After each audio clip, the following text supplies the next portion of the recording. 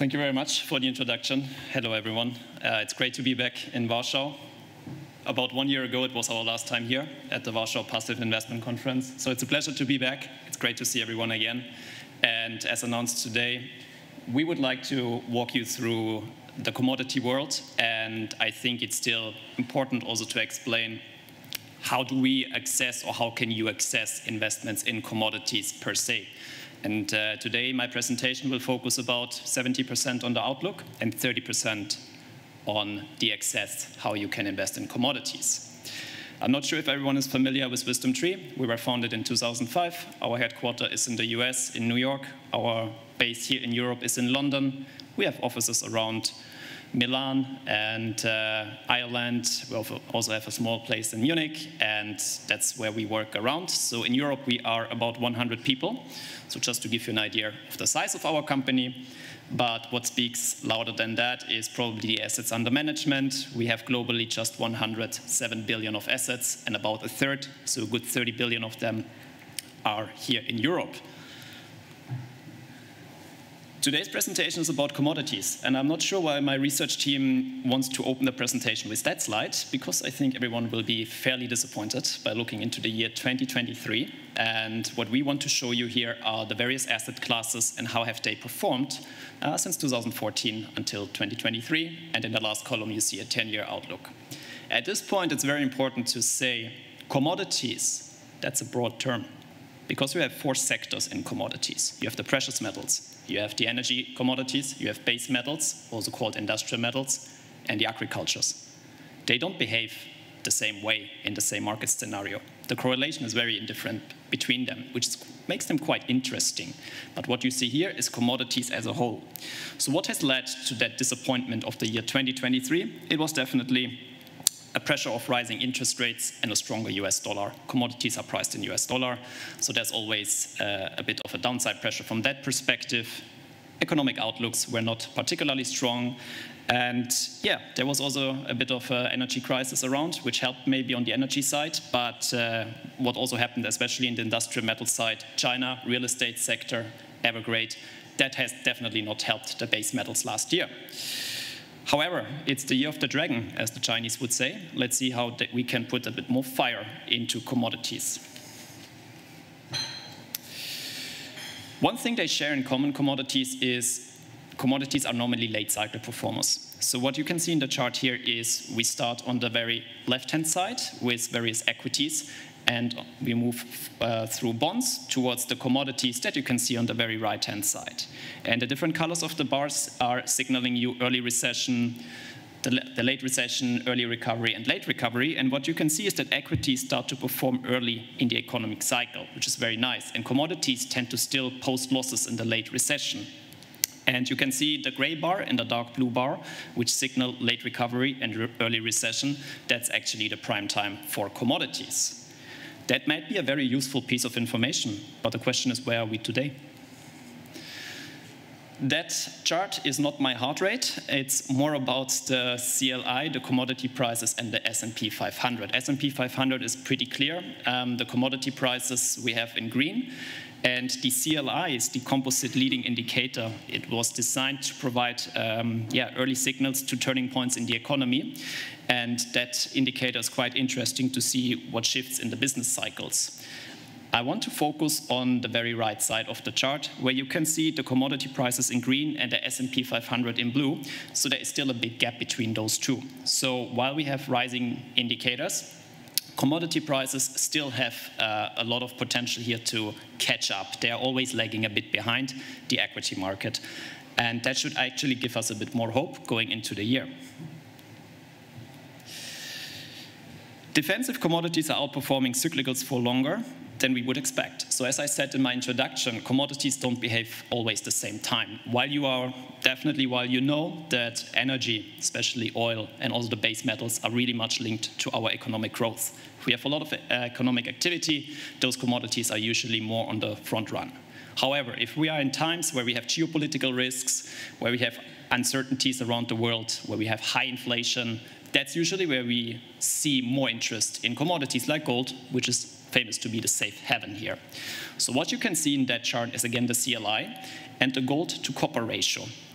on that chart. I want to focus a bit more on gold on my next slides, but it's very impressive how many people have probably not noticed the performance of gold last year. 15% in US dollar terms was the annual return of gold last year. I think people have not really seen it. If I can speak about WisdomTree and our gold flows, people were definitely happy with the performance, but not many have jumped on that train with gold at this time. Very interesting. But what else can we say? The average gold price from the year 2022 was $1,940. That's 8% higher than what we have ever seen the years before. So gold has really done a great job last year. Maybe was not recognized by everyone.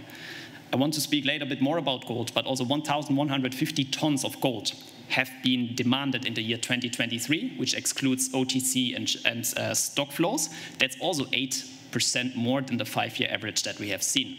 But let me talk about gold in a bit.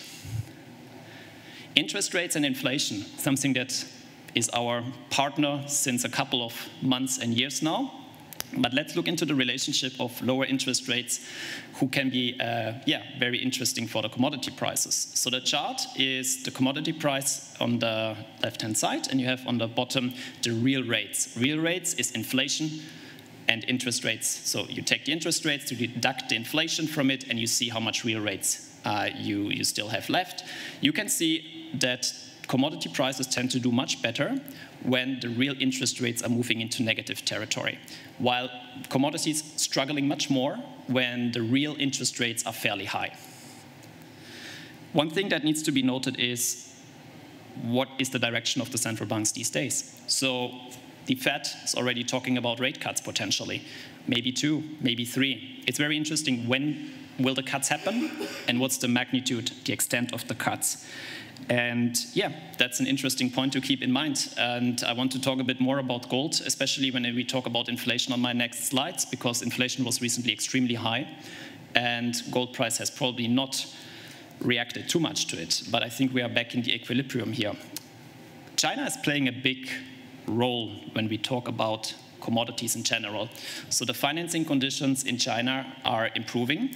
If we look back, they were quite weak. And due to the weak financing conditions, we also had the fear that copper demand, which is very essential from China, is also falling. I'm not sure if you know who's the biggest copper supplier of the world. It's Chile. 27% as of 2021, Chile has provided copper to the market. China is among the top 3, but it's only a third of that amount of copper. But China is interesting. It's not just a supplier of copper, it's also among the countries that has the highest demand for copper.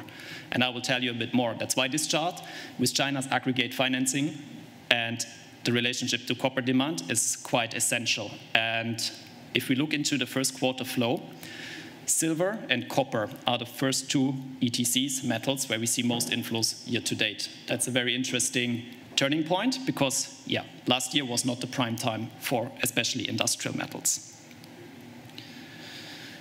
I have to apologize if my Chinese pronunciation is not that excellent, but Xin San Yang means the 3. And that's a new buzzword, a new headline that is currently around China's media and in the news and is also published to the market. So what are the 3 new growth drivers that China is promoting? You can see them. It's the solar cells, the lithium batteries, and the electric vehicles. I'm not sure if you have heard of the old 3 of China, but maybe it's very self-explaining. It's clothing, furniture, and household devices. These were the old 3 sectors on which China has focused on and promoted growth. And you can see that China accounts for more than 80% of the global solar cells exports these days. China accounts for more than 50% of the lithium-ion batteries that are around.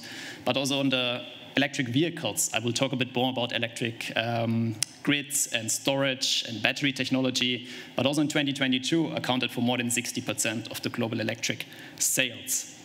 So one thing that's also quite interesting is when you look into China and their demand for base metals, you have the high-tech industry and you have the low-tech industry. If you look into the building sector, where people need iron, steel, copper, these are very different kind of metals that China would probably demand in the future, because now we talk about more high-tech equipment. We talk about solar cells, lithium batteries. These require metals like nickel.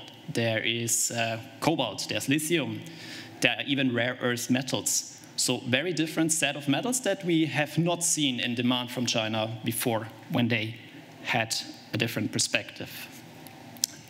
As I mentioned, the copper demand in China remains very strong. Interesting fact about copper as well is it's definitely very interesting due to its conductivity in the electrics and industry. And an interesting point is you can recycle copper repeatedly, and it does not lose its physical properties, means its conductivities. And today you have about 1/3 of the total copper that is actually recycled back into the economy already. You have to keep in mind lots of these infrastructure is just about to get built, especially in emerging markets. So it's quite clear that this copper cannot be recycled next year already. But if you see how much recycled copper is already in the market, that's a nice turning point where we come to the economy of circular. We've seen that in previous presentations when we talk about China and their interest in electrics, and about 46% of the copper demand is coming from the building construction, but already 21% is from the electric side, and 16% is around the transportation that requires copper. And we have in that chart the China grid infrastructure spending, which you can see in the dark blue line, which stays quite elevated, and you have in green the GDP of China. Also here, there were doubts whether the infrastructure in grid network in electrics is following the dip in the economy, but it still stays quite elevated. So State Grid Corporation in China, they have announced their plan for the upcoming years and their spending into the economy for electrics, and it's about 500 billion yuan, which is about 70 billion US dollars, and they maintain here, because China is really looking to be a leader in renewables, in electric storage, electric vehicles, and the grid network. So it's quite interesting because that demands a lot of metals at this stage. In respect of time, let me jump a bit further, because energy market, Brent, and WTI. So we have seen that the OPEC Plus has agreed voluntarily to continue with some cuts of the oil supply in the market, which you can see in the chart here. The dark blue bars show the oversupply that we currently have on the oil market. And in green, you have the average between 2014 and 2023. So those cuts are necessary. I think you can see it much better now on the next slides, because in the United States of America, you still have a very elevated oil production. And I think OPEC is about to react here. We have definitely also tensions around key regions, which I will show you later on a map, that affect the oil supply in the market. There's also a premium on geopolitical risks right now, because you have to keep in mind, which I will highlight more on my next slides, is the supply of oil is one story, but you need to transport oil. And the transportation of oil is currently at a pretty high risk compared to the previous years. And then we have the demand side of oil. In that chart, you can see pretty well from 2019 to 2025, the dark blue is the world production of world liquid fuels, and in green you have the world consumption. So what the OPEC is trying to do is keep those lines together and don't suffer from oversupply in the market, and you have those a bit better illustrated in the bar charts, the balance underneath. But let me test a bit your geography. So what we see here is quite an interesting table and chart. As I mentioned, the production or the supply of oil is one side, but you also have to move the oil around, well, not necessarily around the world, but around key regions, and they are mostly going on cargoes. Very interesting, the Strait of Hormuz. About 17% of the global oil supply is going through that channel.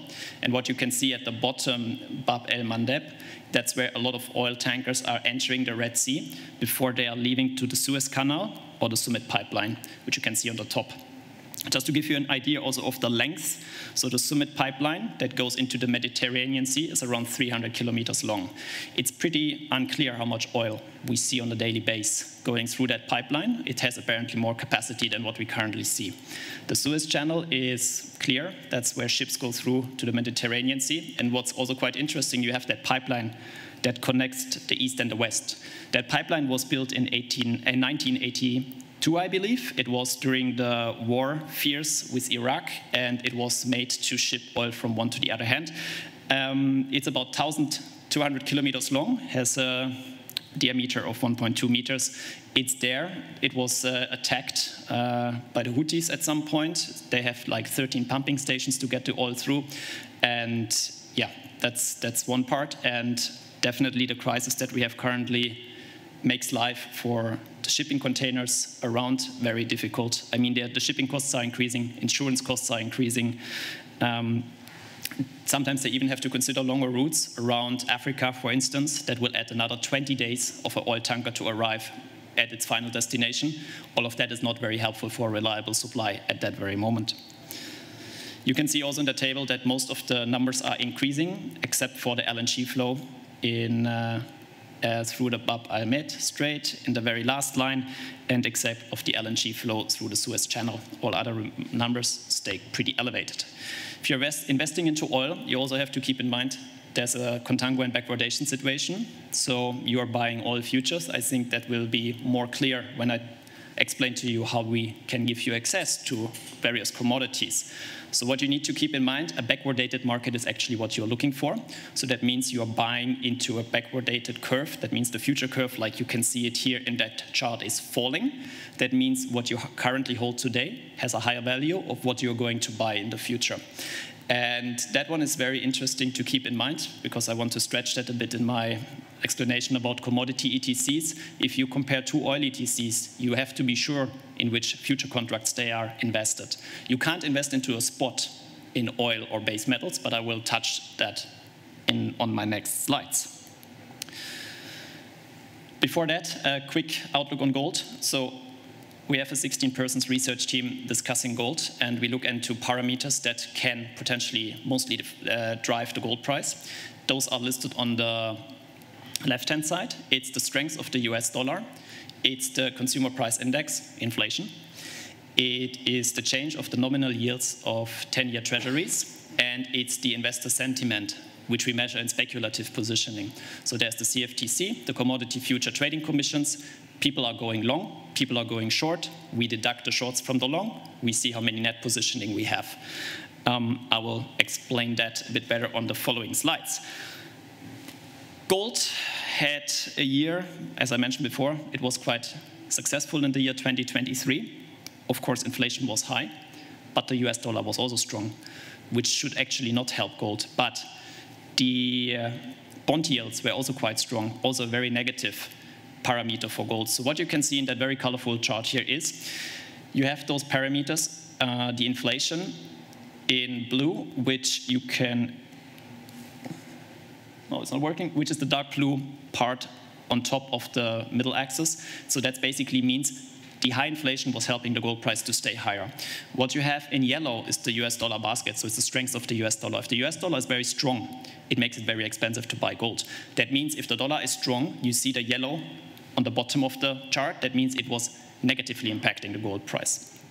And yeah, so we are modeling gold here, and our base case scenario is that we see a dollar strength of around, so we measure that in Dixie. That's the geometric weighted mean of the dollar. That means the dollar versus its most important trading partners, how strong that dollar is. And the Dixie, we expect it to be around 100.9. When I started my job, we had a Dixie of only 92, 93, 6-7 years ago.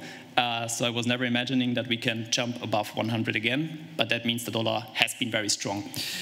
The CPI inflation, we expect the CPI inflation to come back until the first quarter 2025 to 2.7%, which is lower, but still above the target level of central banks.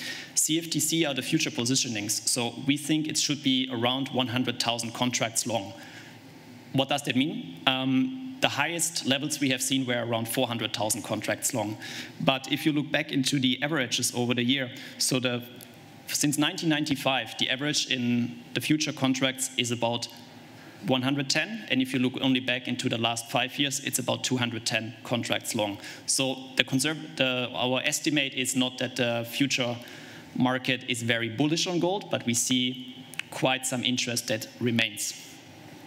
And I think the most important question is, where do you think then the gold price should go according to our analysis? We believe a price of $2,500 for the first quarter 2025 2025 is realistic.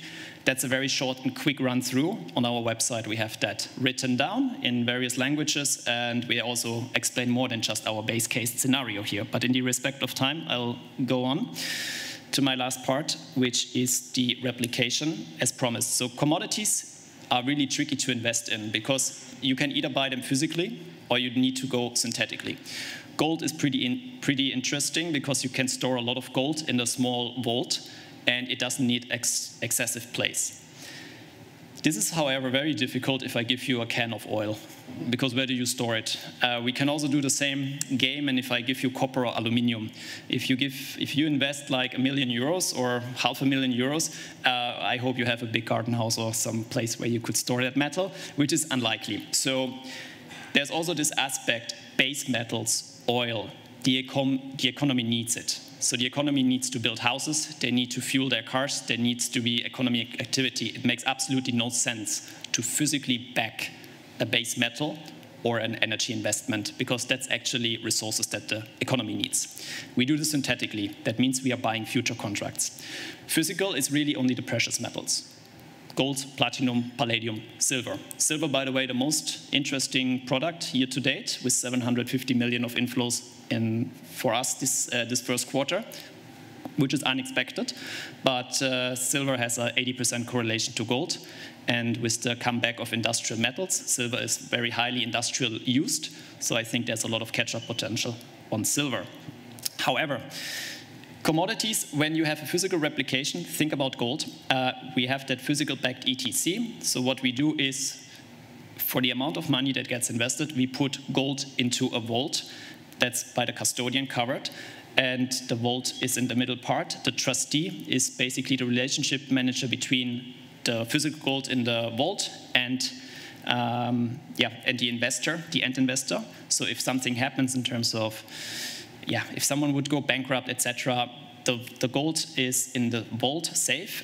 We don't have any touching points there. The trustee would then act on behalf of the investor for that gold. It requires a few parties to come together, but the gold is insured, it stays there. There are vault locations in Switzerland or in London. There are different possibilities. I think you can find out more on our website how that works, and also the option to get gold physically delivered. Now, another question is then, how does the price of a gold ETC, or how does the ETC paper work? If each ETC paper, if one security would be exactly the price of gold, it would be quite pricey, because you would have to take a lot of money for each security that you buy. So what we do is we say one security of the ETC represents 0.1 ounces of gold. That means the price that you pay for a single security becomes much smaller and makes it much more retail friendly to invest. And that is multiplied by the spot price of gold. So that's how the value of your ETC in your portfolio goes up and down. So basically, the spot price of gold is moving, and you have this 0.1 ounces that's your metal entitlement. The total expense ratio of those products are usually between 0.12 to 0.15%, which is quite price competitive if you think storage of gold, all of that costs money. You have to keep it somewhere. You need to insure it.